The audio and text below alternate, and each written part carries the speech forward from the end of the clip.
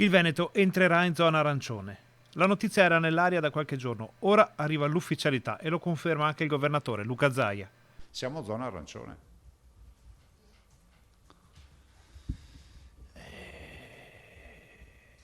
E il dato che ci spara in zona arancione in così poco tempo dà una dimensione di quanto corra velocemente l'infezione.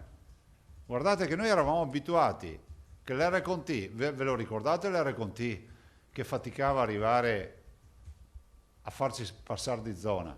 Avete visto qui quanto ci ha messo? Una settimana? E la proiezione di quello che potrebbe essere l'R con T la prossima settimana è assolutamente preoccupante.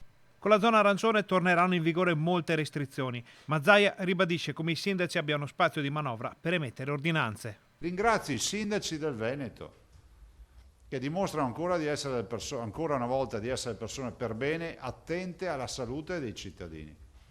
Ogni ordinanza è ben accetta. Qui non è, guardate, che qualcuno si diverte a fare il prevaricatore. Finiamola questa storia. C'è finita la ricreazione. Non c'è più tempo per stare qui a discutere.